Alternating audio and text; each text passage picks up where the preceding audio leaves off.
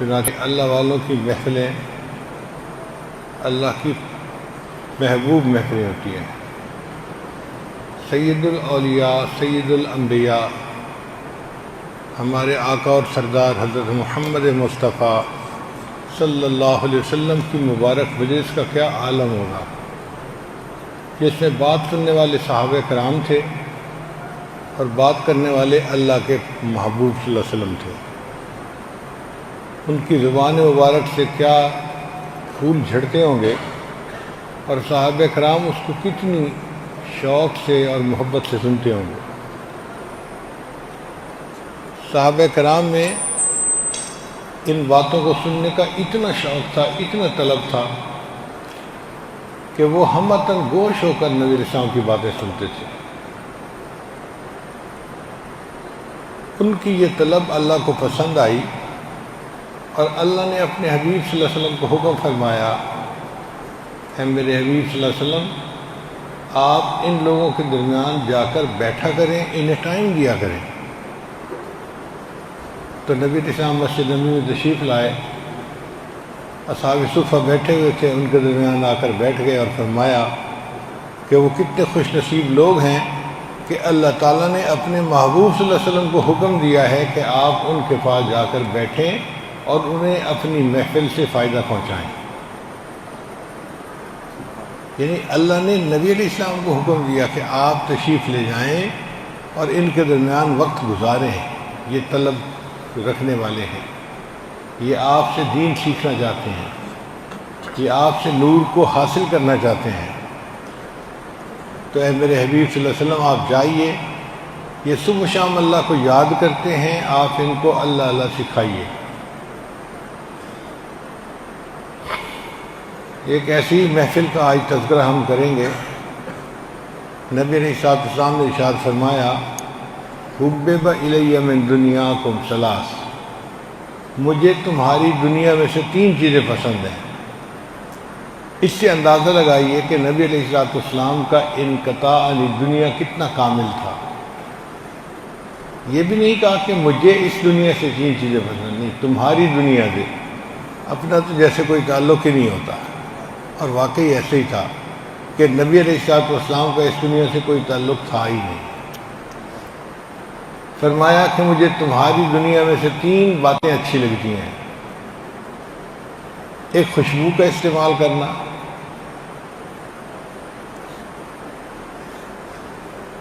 دوسرا نیک بیوی، اور تیسرا میری آنکھوں کی ٹھنڈک نماز میں ہے۔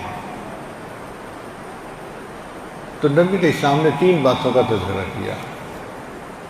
اب ہم غور کریں تو یہ تینوں اعمال انسان کو پاک صاف کر دیتے۔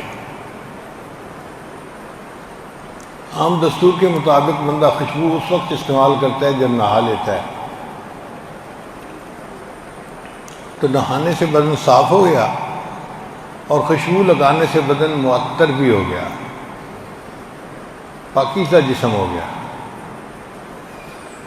پھر انسان کے دماغ میں شیطانی، نفسانی، شہوانی خیالات آتے رہتے ہیں۔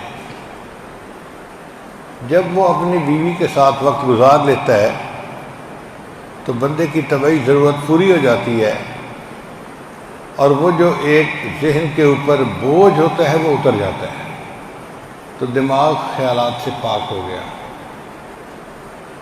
اور نماز سے انسان کا دل گناہوں سے پاک ہو جاتا ہے۔ ان الصلاۃ تنہی عن الفحشاء والمنکر، اللہ فرماتے ہیں کہ نماز انسان کو فحش کاموں سے اور برے کاموں سے روک دیتی ہے۔ کوئی بندہ یہ سوچے کہ میں تو نماز بھی پڑھتا ہوں اور برے کام بھی نہیں چھوڑتا، تو بھائی اس کا مطلب یہ ہوا کہ نماز نہیں ہے۔ اگر نماز ہوتی تو اثر دکھاتی۔ اب بہت سارے تو ہم میں سے ٹکریں ہی مارتے ہیں، کھڑے کہیں ہوتے ہیں، دل دماغ کہیں پہنچا ہوا ہوتا ہے۔ تو ایسی نماز جس میں انسان کا دل اللہ سے غافل ہو، اللہ اس کو پسند نہیں فرماتے۔ بلکہ حدیث پاک میں آتا ہے کہ ایسی نماز اللہ تعالیٰ بندے کے منہ پر مار دیتے ہیں کہ مجھے تمہاری اس نماز کی کوئی ضرورت نہیں ہے۔ نماز کا مقصد اللہ کی یاد ہے، اقم الصلاۃ لذکری، اور نماز قائم کرو میری یاد کی خاطر۔ جب یاد ہی اللہ کی نہیں اس نماز میں تو نماز کہاں ہوگی؟ وہ تو اٹھک بیٹھک ہے، ایکسرسائز کی اور چلے گئے۔ اگر ہم خشوع اور خضوع کے ساتھ تعدیل ارکان کے ساتھ نماز پڑھیں تو اس سے ہمارا دل پاک ہوگا، دین کے ساتھ حسن سلوک سے زندگی گزاریں، ہمارا دماغ پاک ہوگا، اور ہم نہائیں اور خوشبو استعمال کریں، اس سے ہمارا جسم پاک ہوگا۔ تو تینوں عمل انسان کو پاک کرنے والے عمل ہیں، تن کو بھی پاک کر دیتے ہیں، من کو بھی پاک کر دیتے ہیں۔ ظاہری غسل نے تو تن کو پاک کر دیا، لیکن نماز پڑھنے نے انسان کے من کو بھی پاک کر دیا، اندر کو بھی پاک کر دیا۔ اور اگر آپ غور کریں تو شریعت مطہرہ کا اصل مقصد ہی یہی ہے۔ جتنے اعمال شریعت نے بتائے ان کا مقصد یہی ہے، انسان کو پاک کرنا۔ اللہ تعالیٰ قرآن مجید میں ارشاد فرماتے ہیں کہ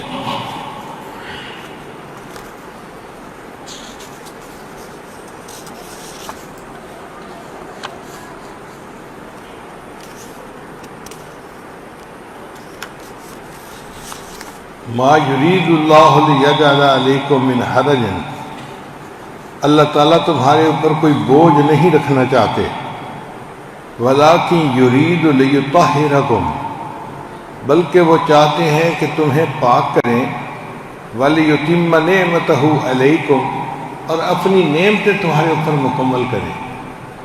یعنی جب بندہ گناہوں سے پاک ہو جاتا ہے تو اللہ کی نعمتیں اس کے اوپر کامل ہو جاتی ہیں۔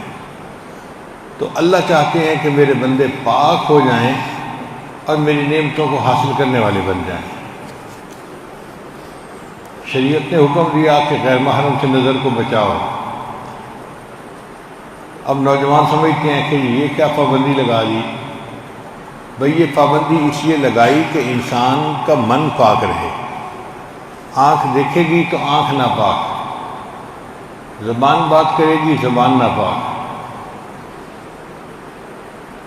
انسان کے دل میں اس کی محبت آ گئی تو دل ناپاک۔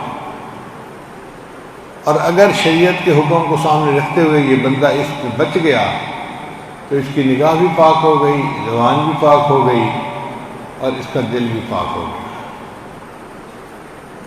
شریعت کے تمام احکام کا اصل مقصد انسان کو باطن کی نجاست سے پاک کرنا ہے۔ تو فرمایا ما یرید اللہ لیجعل علیکم من حرج، اللہ تعالیٰ تمہارے اوپر کوئی بوجھ مشقت نہیں ڈالنا چاہتے، ولیکن یرید لیطہرکم، بلکہ اللہ چاہتے ہیں کہ وہ تمہیں پاک کر دیں، اور جب تم پاک ہو جاؤ گے ولیتم نعمتہ علیکم، اللہ تم پر اپنی نعمتوں کو مکمل کر دے گا۔ جتنا پاکیزگی بڑھتی جائے گی اللہ کی نعمتوں میں اضافہ ہوتا جائے گا۔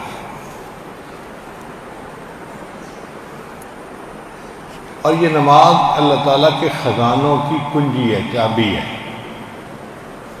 آج کل ہم نے دنیا میں دیکھا ہے کہ ایک ہوتی ہے ماسٹر کی، وہ عجیب ہوتی ہے، جس تالے کو لگاؤ وہ کھل دیتی ہے۔ امریکہ میں ایک مرتبہ ہم ٹھہرے ہوئے تھے تو پولیس والے آ گئے چیک کرنے کے لیے، اور وہ بڑے آرام سے اندر پھر رہے ہیں۔ مجھے حیرت ہوئی کہ کسی نے دروازہ بھی ان کے لیے نہیں کھولا، تو یہ پولیس والے کہاں سے داخل ہو گئے؟ تو میں نے پولیس آفیسر سے سوال کیا کہ آپ ادارے میں کیسے داخل ہوئے؟ اس نے چابی دکھائی، کہتا ہے یہ میرے پاس ماسٹر کی ہے، پوری دنیا میں جہاں بھی تالے بنتے ہیں اس کمپنی کے، یہ ان کو کھول سکتے ہیں۔ تو ماسٹر کی ایسی ہوتی ہے کہ ہر تالے کو کھول لیتی ہے۔ یہ نماز اللہ تعالیٰ کے خزانوں کو کھولنے کی ماسٹر کی ہے۔ جس بندے کو 2 رکعت نماز پڑھنی آ گئی، اب وہ اللہ کے خزانے سے جو چاہے لے لے۔ آج کل ATM مشین ہیں، جن کا اکاؤنٹ ہوتا ہے نا، وہ جاتے ہیں اپنا کوڈ ڈالتے ہیں، کبھی 5,000 نکال لیا، کبھی 10,000 نکال لیا۔ یہ ان کی ثواب دید ہوتی ہے، ان پہ منحصر ہوتا ہے، جب چاہیں جتنا چاہیں پیسہ اس سے نکال دیتے ہیں۔ بالکل یہی مسئلہ ہے نماز کا، کہ نماز اللہ کے خزانے سے نعمتیں حاصل کرنے کے لیے ایک ماسٹر کی ہے۔ 2 رکعت نفل پڑھیے، اللہ سے مانگیے، اللہ خزانے کے دروازے کھول دیں گے، نعمت عطا فرما دیں گے۔ چنانچہ صحابہ کرام کی زندگیوں کو دیکھیں، 2 رکعت پڑھتے تھے تو بارش ہو جاتی تھی۔ جس مقصد کے لیے پڑھتے تھے، اللہ اس مقصد کو پورا کر دیتے تھے۔ نبی علیہ السلام جب دنیا سے تشریف لے جانے لگے تو آپ نے اس بات کی تسلی کر لی کہ میری امت ایسی نماز پڑھنا سیکھ لے جس نماز پڑھنے سے یہ اللہ سے جو چاہیں مانگ سکتے ہیں۔ اس کی مثال یوں سمجھیں، آپ حج پہ جا رہے ہیں اور پیچھے گھر میں آپ کا بڑا بیٹا ہے، آپ اس کو ہر دروازے کی چابی حوالے کر دیتے ہیں، بیٹا یہ ہو تو ایسے کر لینا، یہ ہو تو ایسے کر لینا، اور اگر یہ مسئلہ بنے تو یہ چابی ہے، اس ٹرنک کا دروازہ کھول کے اس میں سے فلاں چیز لے لینا۔ پھر آپ کو تسلی ہو جاتی ہے کہ اب میرے بیٹے کو پیچھے جو ضرورت بھی پیش آئی وہ اپنی ضرورت کو پورا کر سکے گا۔ اسی طرح نبی علیہ السلام جب اس دنیا سے تشریف لے جانے لگے تو آپ صلی اللہ علیہ وسلم نے صحابہ کو نماز سکھائی۔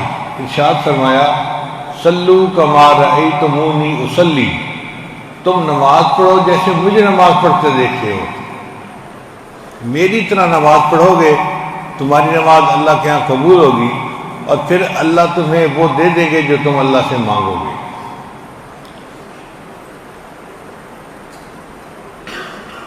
اس لیے نماز اللہ کو بہت پسند تھی، اللہ کے محبوب صلی اللہ علیہ وسلم کو نماز بہت پسند تھی۔ صحابہ کرام کی تو عادت تھی، کوئی مسئلہ ہو جاتا تھا فوراً 2 رکعت پڑھ کے اللہ سے مانگتے تھے، اللہ مسئلے کو حل کر دیا کرتے تھے۔ جب سے ہمیں نماز پڑھنی بھولی، ہمارے مسئلے ہی نہیں ختم ہوتے۔ ایک مسئلہ ختم نہیں ہوتا، دوسرا اوپر سے، وہ ختم نہیں ہوتا، تیسرا اوپر سے۔ ایسے لگتا ہے جیسے یہ پوری دنیا بس مسائلستان ہی بنی ہوئی ہے اور انسان انہی مسئلوں میں ہر وقت الجھا رہتا ہے۔ تو نبی علیہ السلام کو 3 اعمال پسند تھے، خوشبو، بیوی اور نماز۔ جب نبی علیہ السلام نے یہ بات بتائی تو سیدنا صدیق اکبر بھی تڑپ گئے۔ عرض کیا، اے اللہ کے حبیب صلی اللہ علیہ وسلم، مجھے بھی دنیا میں 3 باتیں بہت پسند ہیں۔ ابو بکر، تمہیں 3 باتیں کون سی پسند ہیں؟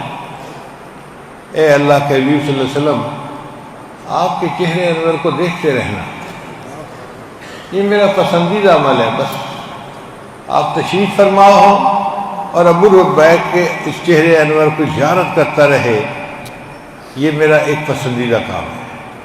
دوسرا، آپ کے اوپر اپنے مال کو خرچ کرنا، اور تیسرا یہ کہ میری بیٹی عائشہ آپ کی بیوی آپ کے نکاح میں ہے، یہ بات بھی مجھے بہت اچھی لگتی ہے۔ چہرے انور کی زیارت کرتے رہنا، اپنا مال خرچ کرنا اور اپنی بیٹی کو نکاح کے لیے پیش کرنا، یہ صدیق انور کے پسندیدہ اعمال تھے۔ ان اعمال کو سن کر یوں لگتا ہے کہ سیدنا صدیق انور عشق نبوی میں سب صحابہ سے آگے بڑھ گئے تھے۔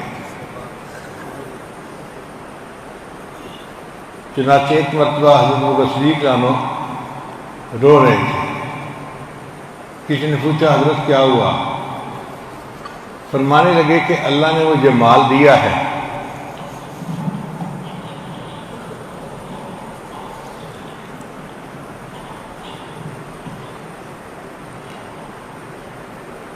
اور میں چاہتا ہوں کہ اپنا مال نبی علیہ السلام کی خدمت میں پیش کروں،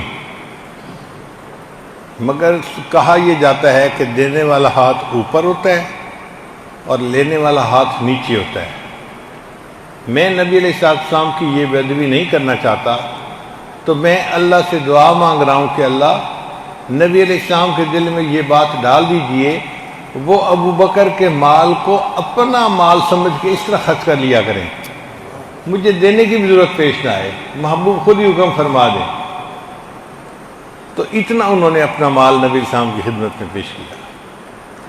ایک ایسا موقع بھی آیا جب نبی علیہ السلام نے اعلان فرمایا کہ اللہ کے راستے میں نکلنا ہے، تم اپنا مال پیش کرو۔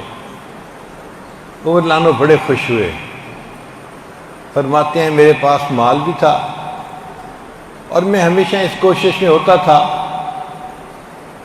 کوئی موقع آئے اور مجھے ابو بکر سے آگے بڑھنے کا موقع مل جائے۔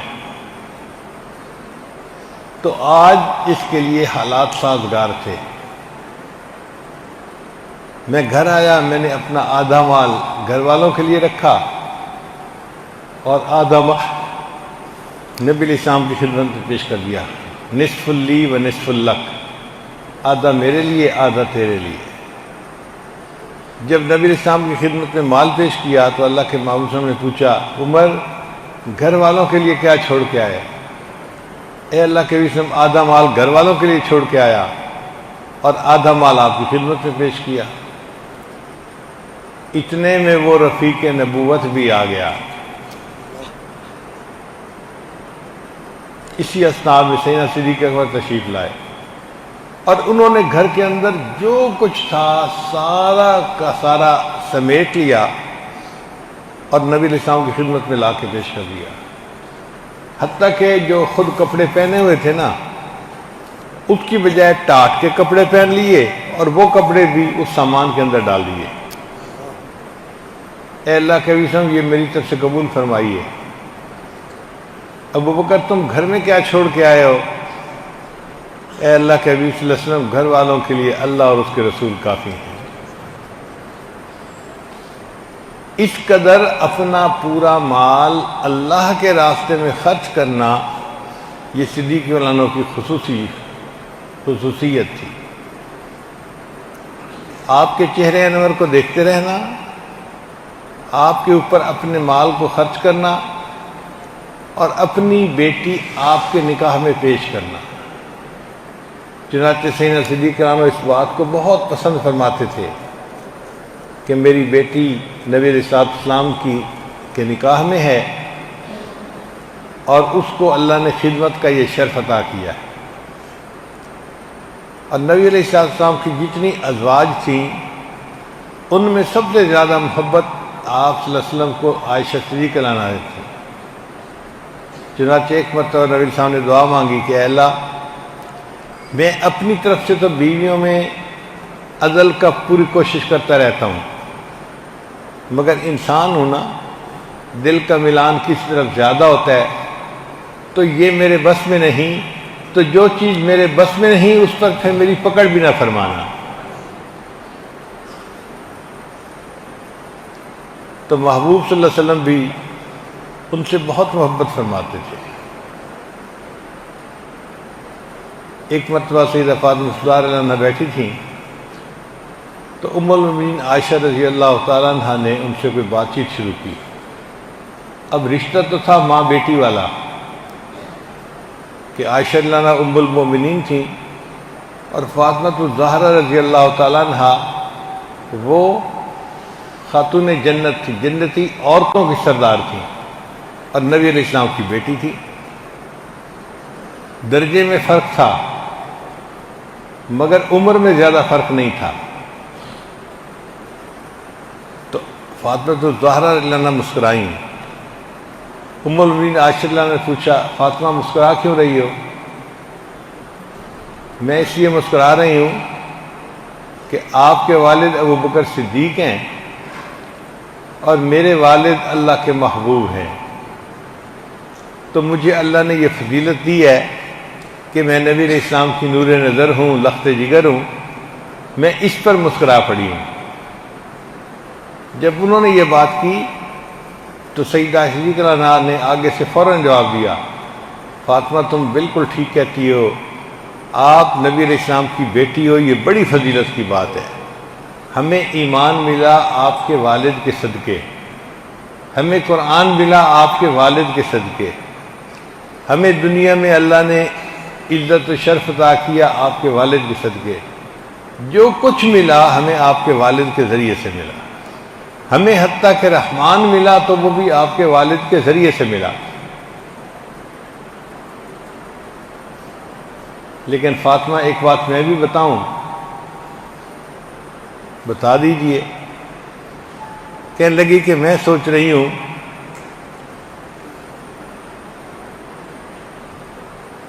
کہ آپ نبی علیہ السلام کی بیٹی ہیں اور میں ابو بکر کی بیٹی ہوں، لیکن جب قیامت کا دن ہوگا تو اللہ تعالیٰ اپنے بندوں کو جنت جانے کا حکم دیں گے۔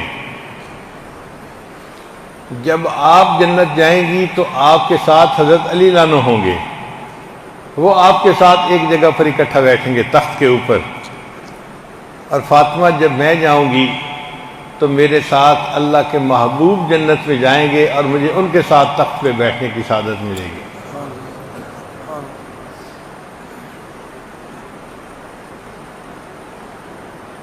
تو نبی علیہ السلام نے ارشاد فرمایا کہ مجھے 3 چیزیں پسند ہیں، خوشبو، بیوی اور نماز۔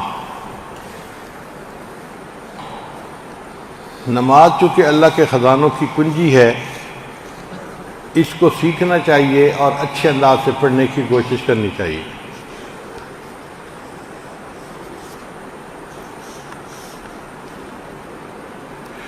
اس لیے باقی اعمال دنیا میں اللہ نے فرض کیے، نماز کو اللہ نے اپنے محبوب صلی اللہ علیہ وسلم کو عرشوں پہ بلایا اور وہاں پہ فرض فرمایا۔ تو جب گھر بلا کے کسی مہمان کو تحفہ دیا جائے تو بڑا قیمتی اور عزت والا ہوتا ہے، معمولی نہیں ہوتا۔ تو اللہ نے عرشوں پہ بلا کے یہ تحفہ عطا کیا، اس کا مطلب یہ کہ نماز اللہ تعالیٰ کی طرف سے بہت بڑا انعام ہے جو اللہ نے اس امت کو عطا کیا ہے۔ پھر صدیق اکرم نے 3 باتیں کہیں، نبی اکرم صلی اللہ علیہ وسلم کے چہرے کو دیکھتے رہنا، اور واقعی اللہ نے اپنے محبوب صلی اللہ علیہ وسلم کو حسن ہی ایسا دیا تھا کہ دیکھنے والے دیکھتے رہتے تھے، ان کا جی بھرتا ہی نہیں تھا۔ حدیث مبارکہ میں ایک بوڑھے تھے صحابی، وہ آتے اور محفل میں بیٹھ جاتے اور بس نبی علیہ السلام کے چہرے انور کو دیکھتے ہی رہتے۔ مجلس کے باقی لوگ نبی علیہ السلام سے سوال پوچھتے، علم سیکھتے، یہ بالکل خاموش بیٹھے بس دیکھ رہے ہیں۔ جب مجلس ختم ہوتی تو یہ اٹھ کے چلے جاتے۔ ایک دن نبی علیہ السلام نے ان سے پوچھا کہ آپ کا کیا حال ہے؟ آپ نے کبھی کوئی بات پوچھی نہیں، سیکھی نہیں، آپ آ کے خاموش بیٹھ جاتے ہیں، مجھے دیکھتے رہتے ہیں اور چلے جاتے ہیں۔ اے اللہ کے حبیب صلی اللہ علیہ وسلم، میں جب گھر میں ہوتا ہوں نا تو مجھے آپ کی یاد آتی ہے، پھر مجھ سے برداشت نہیں ہوتا، میں سارے کام چھوڑ دیتا ہوں اور میں آپ کی خدمت میں آ کے بیٹھتا ہوں اور آپ کے چہرے انور کو دیکھتا رہتا ہوں۔ آپ کی دید تو بس میرے لیے عید بن جاتی ہے اور میرا دل ہی نہیں بھرتا۔ پھر جب مجلس ختم ہوتی ہے تو میں اٹھ کے چلا جاتا ہوں۔ تو نبی علیہ السلام نے ارشاد فرمایا کہ جس شخص نے محبت کے ساتھ میرے چہرے پر ایک نظر ڈالی، اللہ تعالیٰ اس کے بدلے اس کو قیامت کے دن جنت عطا فرمائیں گے۔ تو یہ تو نبی علیہ السلام کی دید میں گھنٹوں بیٹھتے تھے۔ حضرت بلال عنہ کا بھی یہی مسئلہ تھا۔ علامہ اقبال نے ان کے بارے میں لکھا، ادائے دید سراپا نیاز تھی تیری، کہ اے بلال رضی اللہ تعالیٰ عنہ، جو آپ نبی علیہ السلام کو دیکھتے تھے تو بڑے نیاز عاجزی کے ساتھ، ادائے دید سراپا نیاز تھی تیری، کسی کو دیکھتے رہنا نماز تھی تیری۔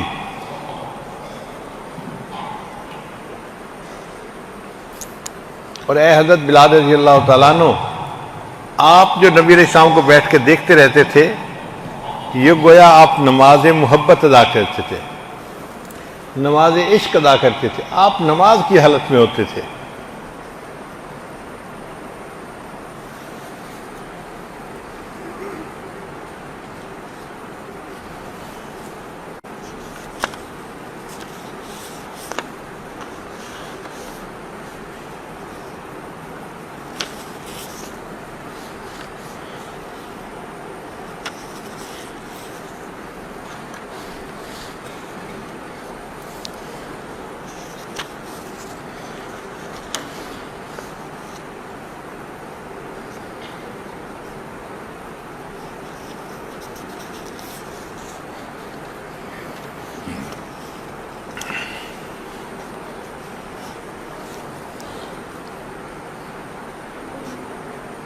چنانچہ ایسا بھی ہوا کہ حضرت جبریل علیہ السلام تشریف لائے اور عرض کیا، اے اللہ کے حبیب صلی اللہ علیہ وسلم، اللہ نے ابو بکر کی طرف سلام بھیجے ہیں۔ آپ سوچئے کیا سعادت پائی کہ اللہ کی طرف سے ان کو سلام آتے تھے، اور اللہ نے پوچھا ہے کہ ابو بکر سے پوچھو کیا اس حال میں مجھ سے راضی ہے، کیونکہ وہ اپنا سارا مال اللہ کے راستے میں دے چکے تھے۔ تو ابو بکر صدیق لانو کی آنکھوں میں آنسو آ گئے اور وہ کہنے لگے، میں اپنے اللہ سے ہر حال میں راضی ہوں۔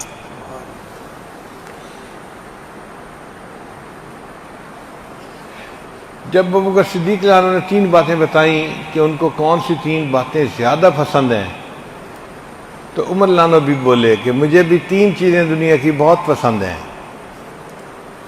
پہلا کام عمل بالمعروف کرنا، نیک کام کا حکم دینا، اور دوسرا کام نہی عن المنکر، گناہ کے کام سے کسی کو روکنا۔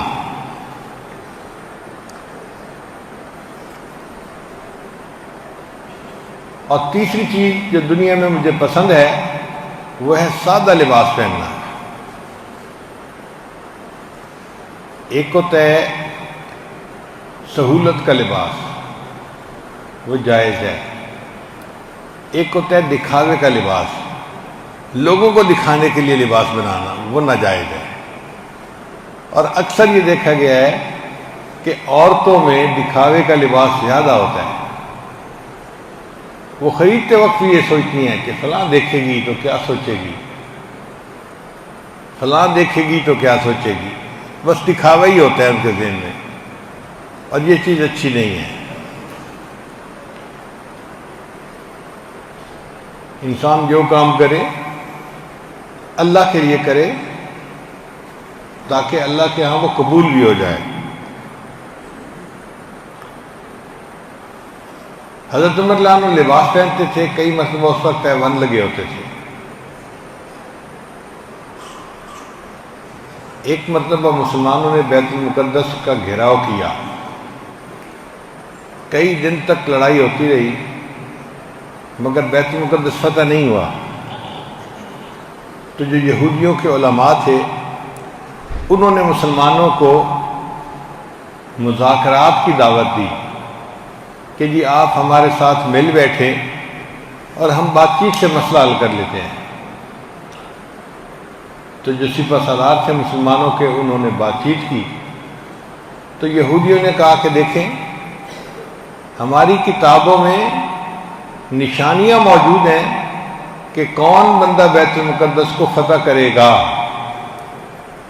آپ اپنے امیر المومنین کو بلا لیجئے، اگر وہ نشانیاں ہمیں نظر آ گئیں تو ہم بغیر لڑائی کے چابی حوالے کر دیں گے، اور اگر وہ نشانیاں نظر نہ آئیں تو تم جو مرضی زور لگا لینا، تم بیت المقدس کو فتح نہیں کر سکتے۔ تو جو امیر لشکر تھے انہوں نے عمر لانو کو خط بھیجا کہ یہ آپ تشریف لائیے، آپ کے آنے سے یہ مسئلہ حل ہو سکتا ہے۔ تو عمر لانو نے جانے کا ارادہ کر لیا۔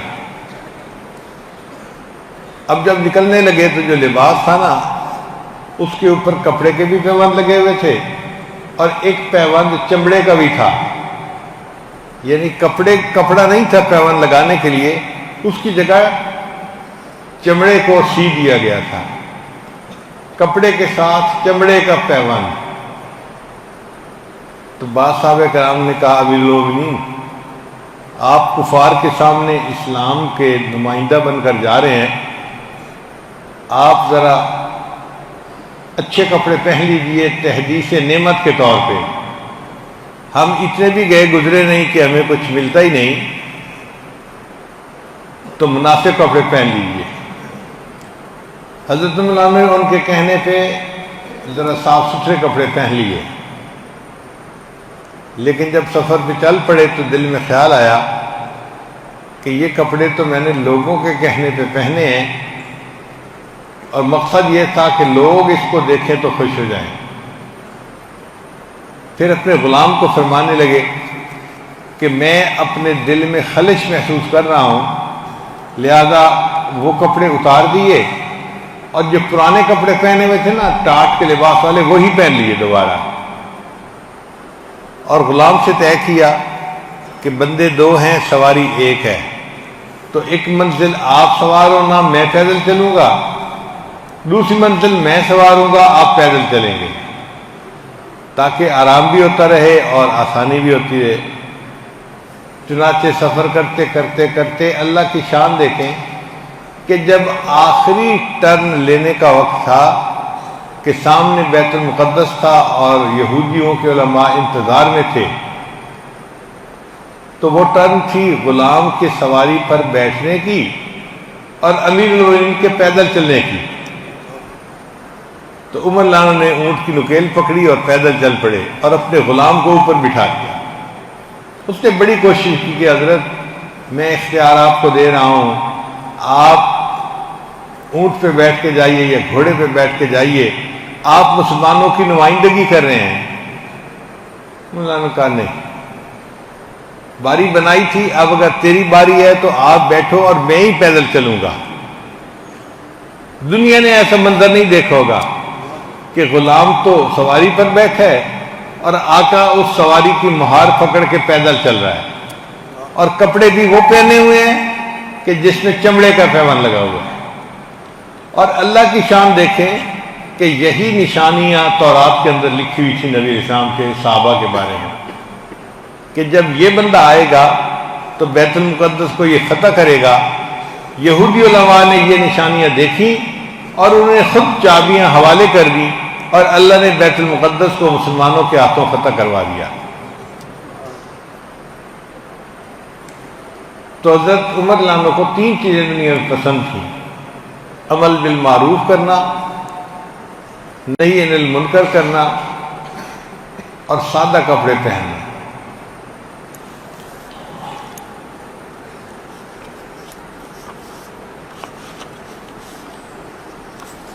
پھر اس کے بعد سیدنا عثمان غنی لانا نے بتایا، اے اللہ کے حبیب صلی اللہ علیہ وسلم، مجھے بھی دنیا میں تین چیزیں بہت پسند ہیں۔ ایک، بھوکوں کو کھانا کھلانا، دوسرا، جن کے پاس لباس نہ ہو انہیں لباس سلوا کر دینا، ننگوں کو لباس پہنانا، اور تیسری محبوب چیز جو مجھے دنیا میں ہے نا وہ ہے قرآن مجید کی تلاوت کرنا۔ وہ عاشق قرآن تھے، ان کا دل چاہتا تھا کہ میں ہر وقت اللہ کا قرآن پڑھتا رہوں۔ تو عثمان غنی نے تین چیزیں بتائیں: بھوکوں کو کھانا کھلانا، اور یہ چیز اللہ کو بہت پسند ہے کہ ایک بندہ دوسرے کی بھوک کو دیکھتے ہوئے اس کو اللہ کے لیے کھانا کھلائے۔ یہ عمل اتنا عظیم ہے کہ ایک مرتبہ حضرت علی عنہ نے اور سیدہ فاطمہ الزہرا رضی اللہ تعالی عنہا نے منت مانی، ہمارے بچے بخار میں ہیں، اگر شفا یاب ہو گئے تو ہم 3 روزے رکھیں گے۔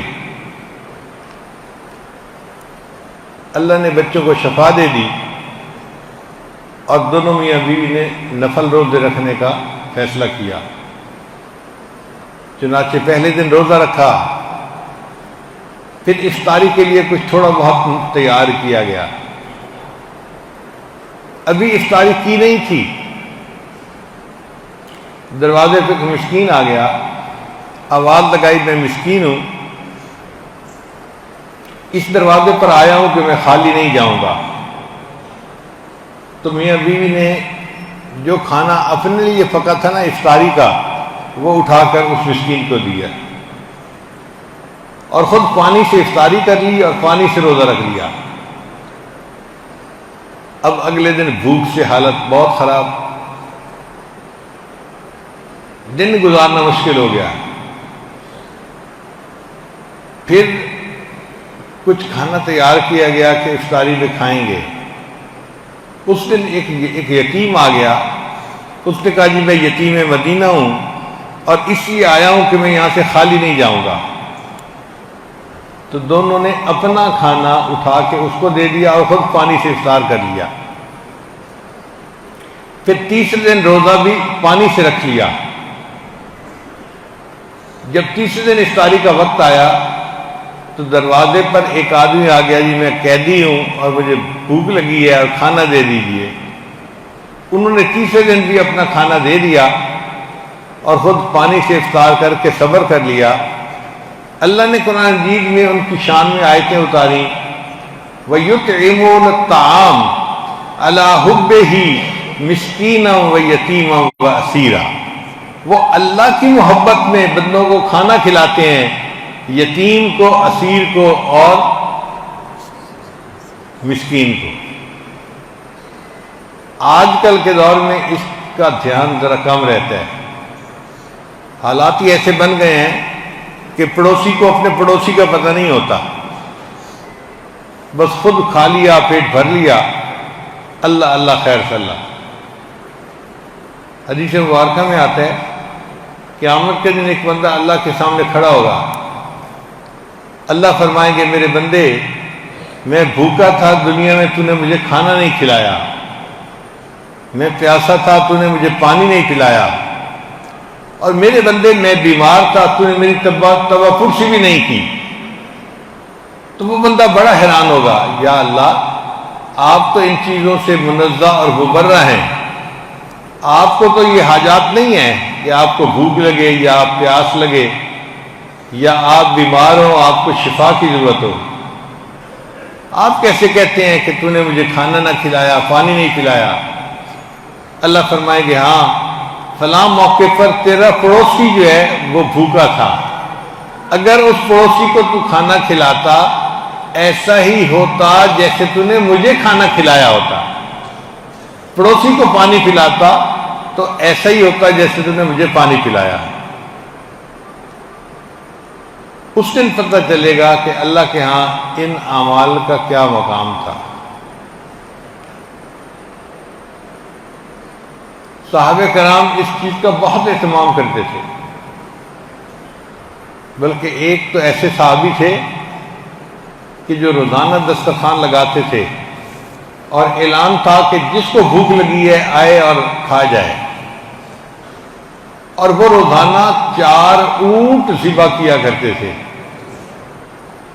ایک بکرا جس گھر میں ذبح ہو جائے نا، ہمارے حساب سے وہاں 100-200 بندے کھانا کھا سکتے ہیں۔ اگر ایک بکرا ذبح ہو گھر میں 100-200 بندے کھانا کھا لیتے ہیں، تو جس گھر میں روزانہ 4 اونٹ ذبح ہوں گے وہاں کتنے لوگ کھانا کھائیں گے؟ ہمارے قریبی تعلق والے ہیں نور پور تھل کے علاقے کے بندے، وہ ہر مہینے 1 اونٹ اللہ کے لیے ذبح کرتے ہیں، اور جس دن اونٹ ذبح کرتے ہیں پورے گاؤں والوں کو وہ کھانے کی دعوت دیتے ہیں۔ چنانچہ پلاؤ بنوا دیا، گوشت بنوا دیا، دسترخوان لگوا دیا، پورے گاؤں کے لوگ اس وقت ان کے دسترخوان پہ کھانا کھاتے ہیں۔ کئی سالوں سے یہ ہو رہا ہے، اور پورے گاؤں کے لیے 1 اونٹ کافی ہو جاتا ہے۔ تو جس صحابی کے دسترخوان پر روزانہ 4 اونٹ ذبح ہوتے تھے تو وہاں کتنے لوگ کھانا کھاتے ہوں گے؟ حضرت عمر عنہ کے بارے میں آتا ہے کہ ان کے دسترخوان پر روزانہ 60,000 بندے کھانا کھاتے تھے۔ اب بتائیے 60,000 بندے کھانا کھاتے تھے، اللہ نے ان کو کتنے بڑے دل دیے تھے۔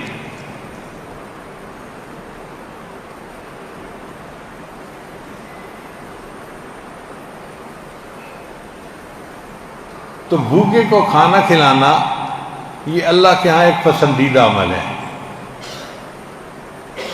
آج تو مہمان گھر آئے نا تو جو خدمت گار حضرات ہیں وہ مہمان کو بھی نہیں پوچھتے کہ کھانا کھلانا نہ پڑ جائے۔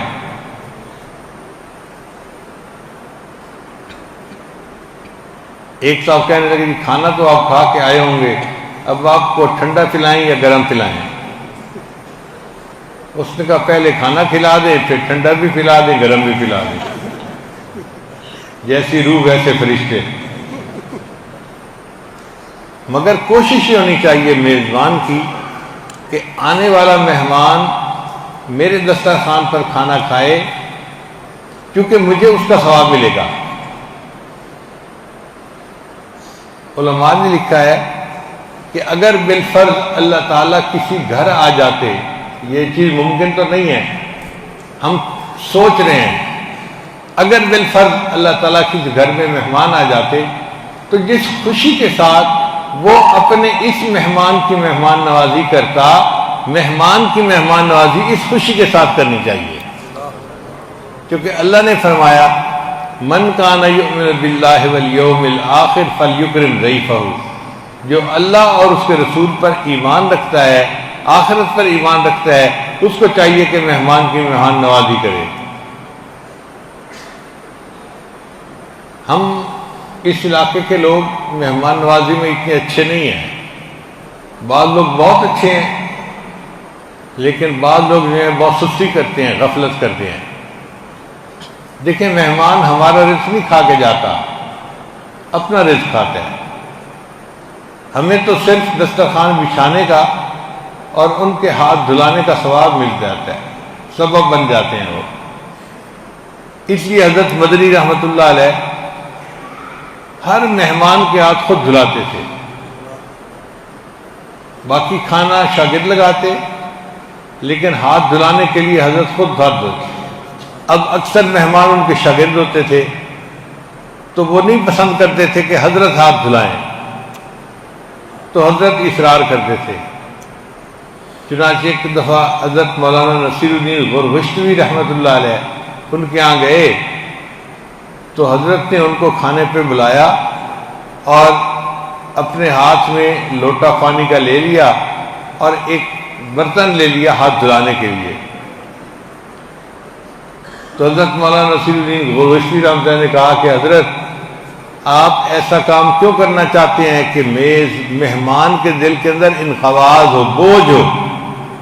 آپ استاد ہیں، آپ ہاتھ دھلائیں گے تو ہمارا دل کہاں خوش ہوگا، آپ ایک کام ایسا نہ کریں۔ تو جب انہوں نے یہ کہا تو حضرت مولانا حسین احمد مدنی رحمۃ اللہ نے حدیث پاک پڑھی کہ اللہ نے فرمایا ہے جو شخص اللہ پر اور قیامت کے دن پر ایمان رکھتا ہے اس کو چاہیے کہ مہمان کی مہمان نوازی کرے، اور فرمایا کہ ہم تو بھئی مہمان نوازی آپ کی کریں گے، آپ کو بوجھ ہوتا ہے یہ نہیں ہوتا، یہ تمہارا مسئلہ ہے، میرا مسئلہ نہیں ہے، میں تو ہاتھ دھلاؤں گا۔ پھر انہوں نے ہاتھ دھو لیے۔ تو کوشش یہ ہو کہ آنے والا ہاتھ دھوئے، دسترخوان پہ بیٹھے اور جو نصیب میں ہے اپنا کھائے، وہ ہمارا رزق نہیں کھائے گا، اپنا رزق کھائے گا۔ اللہ تعالیٰ مہمان کو بعد میں بھیجتے ہیں، مہمان کا رزق پہلے بھیج دیا کرتے ہیں۔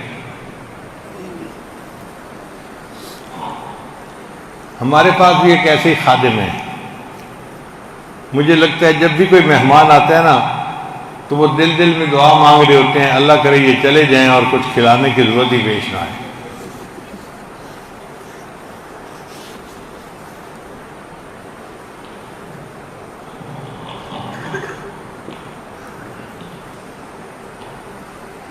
ایک دن میں نے انہیں سمجھایا، میں نے کہا دیکھو بزرگوں نے کتابوں میں لکھا ہے جو اپنے بھائی کی ملاقات کے لیے گیا اور اس بھائی نے ان کو نہ کچھ کھلایا نہ کچھ پلایا، فَكَأَنَّمَا زَارَ مَيِّتًا، تو ایسا ہی ہے جیسے وہ کسی میت سے ملاقات کر کے آ گیا ہے، مرے ہوئے سے ملاقات کر کے آ گیا۔ تو میں نے کہا بھائی میں اتنا گیا گزرا تو نہیں ہوں کہ اب آنے والے آئیں اور ایسے ہی چلے جائیں۔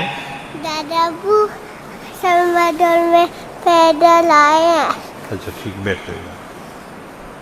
تو آپ آنے والوں کو کچھ نہ کچھ ضرور کھلایا کریں۔ اب ان کی کوشش ہوتی ہے کہ جیسے مہمان کو دیکھتے ہیں نا تو ان کو فکر ہوتی ہے میں نے چائے منگانی ہے، بسکٹ منگانے ہیں، دسترخوان لگانا ہے، ان کے چہرے پہ ذرا خوشی نظر آتی ہے، تو احساس ہوتا ہے کہ ہاں ان کا دل چاہتا ہے کہ آنے والا مہمان کچھ نہ کچھ کھا کے جائے، ہمارے لیے اجر کا باعث بن جائے۔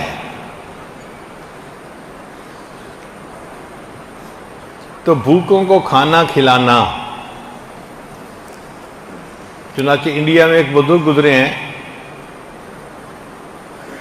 انہوں نے اپنا دسترخوان لگا دیا تھا اور پورے شہر میں اعلان کر دیا تھا جس کسی نے کھانا کھانا ہو وہ میرے دسترخوان پہ آ کے کھانا کھائے۔ اب بہت مجمع ہوتا جو کھانا کھاتا اور وہ کھلاتے رہتے۔ ایک مرتبہ خواب میں نبی علیہ السلام کی زیارت نصیب ہوئی تو نبی علیہ السلام نے ان کو فرمایا آپ اللہ کی دعوت تو روز کرتے ہیں اور میری دعوت آپ نے کبھی کی نہیں۔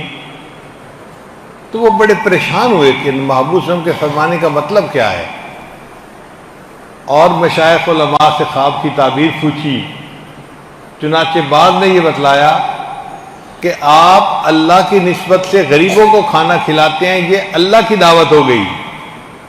اگر کبھی نبی علیہ السلام کی نسبت سے کھانا کھلائیں کسی کو تو وہ نبی علیہ السلام کی دعوت ہوگی۔ اب نبی علیہ السلام کی نسبت سے کھانا کس کو کھلانا ہے؟ چنانچہ انہوں نے علماء، طلباء، قراء، حفاظ، جو دین کے ساتھ تعلق رکھنے والے لوگ تھے ان کی دعوت کی، اور یہ دعوت گویا نبی علیہ السلام کی دعوت ہوگی۔ تو اس لیے کوشش یہ ہونی چاہیے کہ ہمارے دسترخوان پہ جو مہمان آیا ہے، عالم ہے یا نہیں ہے، کھانا کھائے، اور ہمیں اللہ کی مہمان نوازی کرنے کی یا نبی علیہ السلام کی مہمان نوازی کرنے کی سعادت نصیب ہو جائے۔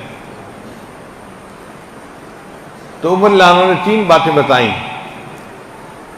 نہیں حضرت عثمان غنی عنہ نے 3 باتیں بتائیں: بھوکوں کو کھانا کھلانا، ننگوں کو کپڑے پہنانا، اور تیسرا قرآن مجید کی تلاوت کثرت کے ساتھ کرنا۔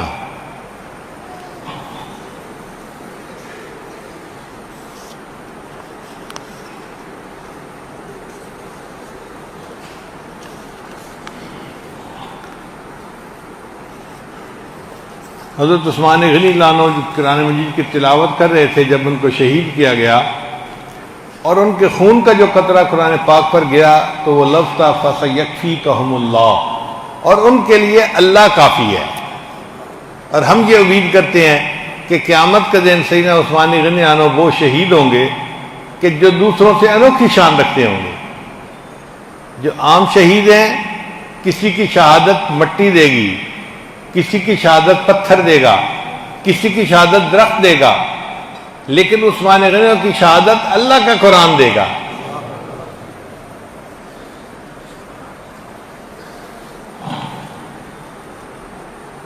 تو حضرت علی اللہ عنہ تو فقیر انسان تھے، ان کے پاس مال پیسہ نہیں ہوتا تھا، بس وقت اللہ کے محبوب کی خدمت میں صحبت میں گزر جاتا تھا، تو جب کوئی بندہ کمائے گا ہی نہیں تو پیسہ کہاں سے آئے گا؟ اس لیے حضرت اللہ عنہ پر زکوٰۃ فرض نہیں ہوتی تھی، وہ ایسے درویش مرد تھے۔ انہوں نے کہا کہ اے اللہ کے نبی صلی اللہ علیہ وسلم، مجھے بھی 3 چیزیں بہت پسند ہیں۔ پوچھا کون سی؟ تو فرمایا کہ پہلی چیز مہمان نوازی کرنا، دوسری چیز گرمی کے روزے رکھنا، اور تیسری چیز اللہ کے راستے میں جہاد کرنا۔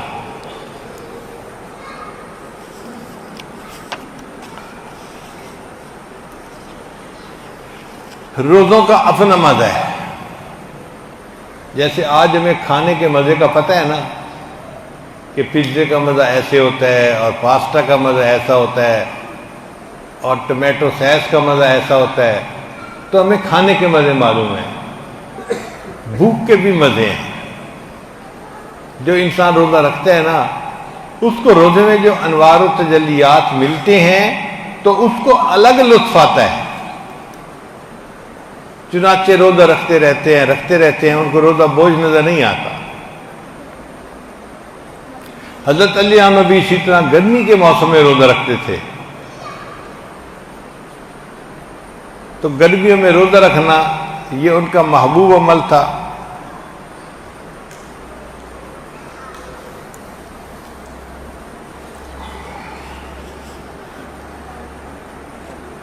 اور دوسرا عمل تھا مہمان نوازی کرنا. اور تیسرا عمل تھا اللہ کے راستے میں جہاد کرنا.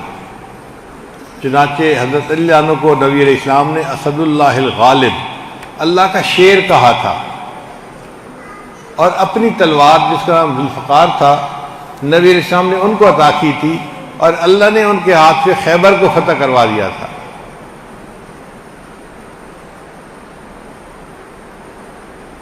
تو نبی علیہ السلام کو 3 باتیں پسند تھیں: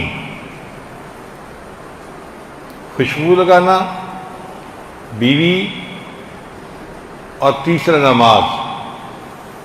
ابوبکر صدیق عنہ کو بھی 3 باتیں پسند تھیں: نبی علیہ السلام کے چہرے انور کو دیکھتے رہنا، نبی علیہ السلام پہ مال خرچ کرنا، اور اپنی بیٹی نبی علیہ السلام کے نکاح میں پیش کرنا. اور عمر عنہ کو بھی 3 چیزیں پسند تھیں: امر بالمعروف کرنا، نہی عن المنکر کرنا، اور سادہ لباس پہننا. اور عثمان غنی عنہ کو بھی 3 چیزیں پسند تھیں: بھوکوں کو کھانا کھلانا، ننگوں کو کپڑا پہنانا، اور قرآن مجید کی تلاوت کثرت کے ساتھ کرنا. اور حضرت علی عنہ کو بھی 3 چیزیں پسند تھیں: ایک تھی مہمان نوازی کرنا، اور دوسری چیز تھی گرمی کے موسم میں روزے رکھنا، نفلی روزے، اور تیسرا اللہ کے راستے میں جہاد کرنا. جب یہ باتیں مکمل ہو گئی تو جبریل علیہ السلام تشریف لائے اور عرض کیا: اے اللہ کے حبیب صلی اللہ علیہ وسلم، آپ نے بھی 3 باتیں بتائیں جو آپ کو پسند ہیں، اور آپ کے چاروں یاروں نے بھی 3 باتیں بتائیں. تو میرا دل چاہا کہ میں بھی آ کے بتاؤں کہ مجھے بھی 3 چیزیں پسند ہیں. یہ 3 چیزیں جبریل علیہ السلام کو پسند تھیں.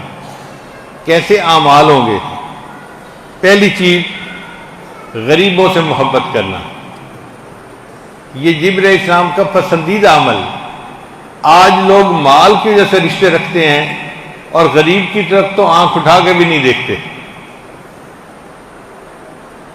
تو جبریل صاحب نے کہا: اے اللہ کے حبیب، مجھے 3 عمل دنیا کے بہت پسندیدہ ہیں. پہلا عمل عبادت گزار غریبوں سے محبت کرنا. دوسرا کثیر العیال تنگ دستوں سے محبت کرنا. جن کی اولاد زیادہ ہو اور خرچے میں تنگی ہو تو ایسے لوگوں کے ساتھ محبت کرنا، یہ بھی دوسرا عمل مجھے پسند ہے. غریب لوگوں کے ساتھ محبت کرنا اور کثیر العیال لوگوں کے ساتھ محبت کرنا. اور تیسری بات، جو بندہ راستہ بھول جائے اس کو راستہ دکھانا، گمراہ کو راستہ دکھانا. اس سے مراد دنیا کا راستہ بھول جائے اس کو راستہ دکھانا بھی ہے، اور اگر کوئی گناہوں کی زندگی میں پڑ جائے تو اس کو سمجھا بجھا کے نیکی کی طرف لانا، یہ بھی اچھا سیدھا راستہ دکھانے والے کی مانند ہے.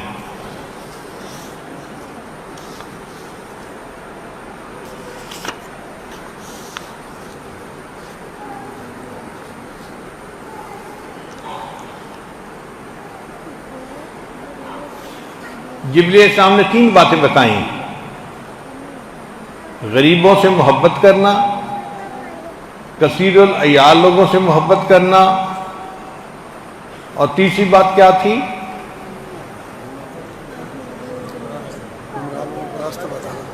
گمراہ بندے کو راستہ بتانا. تو اس کے بعد جبریل السلام نے ایک اور بات بتائی: اے اللہ کے حبیب صلی اللہ علیہ وسلم، میں اپنی مرضی سے نہیں آیا، مجھے اللہ نے بھیجا ہے، اور اللہ نے فرمایا ہے جبریل جاؤ اور اس مجلس میں 3 باتیں وہ بتاؤ جو مجھے بہت پسند ہیں. تو یہ 3 باتیں جو اللہ کو پسند ہیں: پہلی بات، فاقے پر صبر کرنے والا بندہ. اگر اللہ کی طرف سے کسی کا رزق کم لکھا ہے اور فاقہ پیش آتا ہے تو وہ لوگوں کے سامنے شکوے نہ کرے، صبر کر لے۔ جو بندہ فاقے پر صبر کرتا ہے اللہ تعالیٰ اس بندے سے خوش ہوتے ہیں۔ دوسرا، نیکی میں سبقت کرنے والا بندہ، جس بندے کے اندر یہ شوق ہونا کہ میں تکبیر اولیٰ میں پہنچ جاؤں، میں تہجد کی نماز پابندی سے پڑھوں، میں روزہ رکھوں، میں یہ کروں، میں وہ کروں، نیکی میں آگے بڑھوں، یہ نیکی میں آگے بڑھنے کا شوق رکھنے والا بندہ اللہ کو بڑا پسند ہوتا ہے۔ اور تیسری چیز، اپنے گناہوں پہ نادم ہونے والا بندہ، اللہ نے پیغام دے کر بھیجا کہ یہ بندہ مجھے بہت پیارا ہوتا ہے۔ حضرت موسیٰ علیہ السلام نے پوچھا، اے اللہ جب کوئی نیک آپ کو پکارتا ہے یا رب یا رب، آپ کیا جواب دیتے ہیں؟ تو اللہ نے فرمایا، میرے پیارے موسیٰ علیہ السلام، جب کوئی نیک بندہ مجھے پکارتا ہے تو میں اس کے جواب میں لبیک کہتا ہوں۔ لبیک کا معنی میں حاضر ہوں۔ تو پوچھا، اے اللہ اگر کوئی گناہگار آپ کو پکارے؟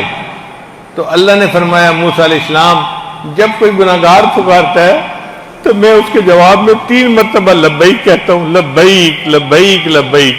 میرے بندے تو نے مجھے پکارا تو مجھ سے کیا چاہتا ہے؟ اللہ تعالیٰ کو یہ گناہگار بندے کا گناہوں پہ نادم ہونا اتنا پسند ہے۔ چنانچہ جبریل علیہ السلام نے بتایا، اے اللہ کے وسلم، اللہ نے میزان کو بنایا ہے اور وہ میزان اتنا بڑا ہے کہ ہر عمل کو تول سکتا ہے۔ اتنا بڑا میزان ہے کہ ہر عمل اس میں تولا جا سکتا ہے، سوائے گناہگار بندے کے آنسوؤں کے۔ ان آنسوؤں پہ اس بندے کو اتنا ثواب ملتا ہے کہ میزان چھوٹا پڑ جاتا ہے، ثواب زیادہ ہو جاتا ہے۔ یہ ہماری خوش نصیبی ہے کہ زندگی کے کچھ ایام باقی ہیں، ہم اپنی غلطی کوتاہیوں پر اللہ کے سامنے نادم اور شرمندہ ہو جائیں، سچی توبہ کر لیں اور یہ دعا کریں کہ یا اللہ، آپ کو گنہگار کا رونا پسند ہے، ہمیں رونے والی آنکھیں عطا فرما اور دل میں گناہوں پہ نادم ہونے والا دل عطا فرما۔ یہ 3 چیزیں یاد رکھیے کہ نبی علیہ السلام کو کون سی پسند تھیں، ابو بکر صدیق لانوں کو کون سی پسند تھیں، عمر لانوں کو، عثمان، حضرت علی لانوں کو، اور جبرائیل علیہ السلام کو کون سی 3 چیزیں پسند تھیں، اور میرے اللہ کو کون سی 3 چیزیں پسند ہیں۔ اور پھر دل میں نیت کیجئے ہم ان تمام اعمال کو اپنائیں گے اور اپنی زندگی کے اوپر عمل کریں گے۔ اور یہ بھی ذہن میں سوچ لیجئے کہ اگر بالفرض ہم سے کوئی پوچھے کہ آپ کو زندگی میں کون سی 3 چیزیں پسند ہیں تو ہم کیا جواب دیں گے؟ ذرا اس پر غور کر لیجئے۔ اور اگر ہمیں کوئی ایسے 3 اعمال پسند نہیں ہیں تو 3 اعمال ڈھونڈ لیجئے۔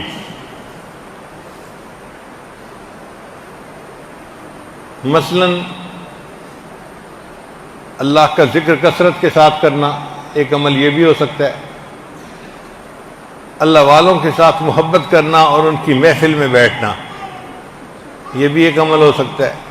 اس طرح 3 عمل ہم بھی اپنی زندگی میں سوچ لیں کہ اگر اللہ ہم سے پوچھے گا تو ہم بھی بتائیں گے کہ اللہ ہمیں دنیا میں 3 چیزیں پسند تھیں۔ پھر ان اعمال کو محبت کے ساتھ کیجئے اور قیامت کے دن کی سرخروئی حاصل کیجئے۔ وآخر دعوانا ان الحمد للہ رب العالمین۔